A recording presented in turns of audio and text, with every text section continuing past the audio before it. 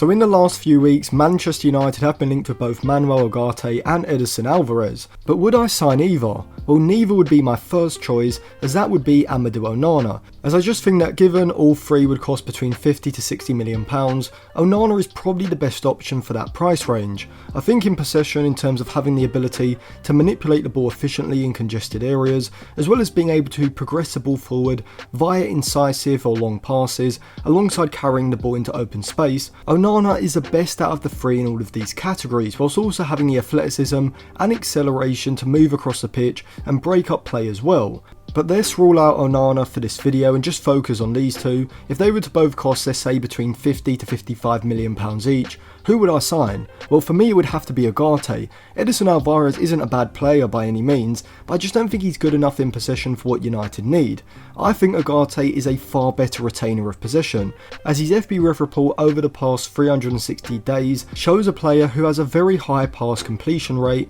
particularly for his medium and long passes. I also think in general he's better technically than Alvarez, being a lot more comfortable in receiving the ball in congested areas around his own box, where he is able to get the ball out of his feet and find a pass quickly to keep play circulating. Now, Ugarte by no means is a deeper lying playmaker, but like both Onana and Alvarez, he played a role of a ball-winning anchorman, someone who primarily will sit behind the ball when United have possession, the majority of the time taking up a position in the 3-2 or 3-1 rest defence, with his primary objective being to anticipate where there could be a turnover and where to move in order to stop a counter-attack as quickly as possible. Unlike Onana and Alvarez, Ugarte excels at doing this, as his FB Ref report shows, as he ranks in the top 1% for the amount of dribblers he has tackled, challenged, and his combined tackles and interceptions, whilst also ranking in the 96th percentile for his interceptions alone. Now, Alvarez's FB Ref report in the Premier League is similarly impressive from a statistical point of view, but from watching both,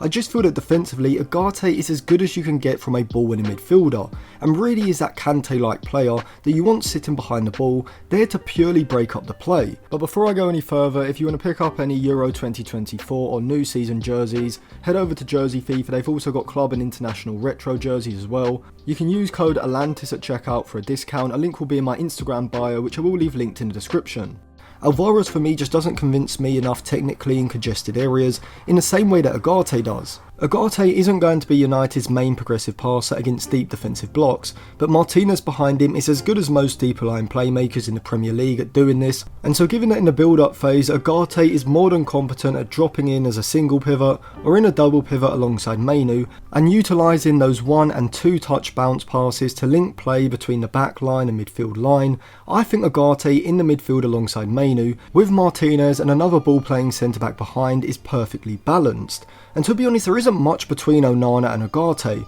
but my personal preference is the Everton man, as I just feel that his potential is a lot higher, due to him having better technical ability in congested areas, as well as having a better eye for an incisive pass between the lines, but mainly his athleticism in the centre of the pitch, and his aerial and physical dominance just gives him the edge for me. But if not Onana, I'd be happy with Ugarte for around 45 to 55 million pounds, as he only turned 23 in April, and given that he's reportedly already on about 5 to 6 million pounds a year at PSG, realistically his salary at United should be around 8 to 9 million pounds, which I think is fair for a player of his ability, whilst also factoring in his potential. But from a tactical point of view, what would be Ugarte's role in Ten Hag's system? Well, assuming that United also bring in a left back and a centre back who can defend high 1v1 on the halfway line, when United are looking to press the opposition during the build-up phase, Ugarte would sit alongside Lisandro Martinez, performing a man-to-man pressing role behind Mainu, Fernandes and the rest of the midfield line, who would look to squeeze up into the opposition's defensive third. And so if the opposition were using a standard 4-3-3 with a single pivot, this is what it would look like: Ugarte and Lisandro Martinez pushed up almost as a double pivot ahead of United's back three, with both Ugarte and Martinez picking up the players in the half space. And having two players like Martinez and Ugarte who are very good front foot defenders, tenacious in the tackle in this deeper midfield area, as well as a back three that's competent being 1v1 on the halfway line, is going to allow United to commit more men forward to the press, enabling Ten Hag to go man for man with all players in the defensive third apart from the goalkeeper. But this of course would be dependent on one of the back line pushing up into the midfield line. For me that would be Lisandro Martinez, but if this didn't happen and United were keeping two players back with the opposition's number 9, you would have one less player in this frontline press in the opposition's defensive third, and so they would have an overload of 2 players, 1 outfield player and of course the goalkeeper, and that's why it's so important that Ten Hag does go man for man on the halfway line, and why it's imperative that regardless of whether it's Ugarte or Onana, the central midfielder, being brought in, any defenders in the defensive line also have to be comfortable defending in these sorts of situations.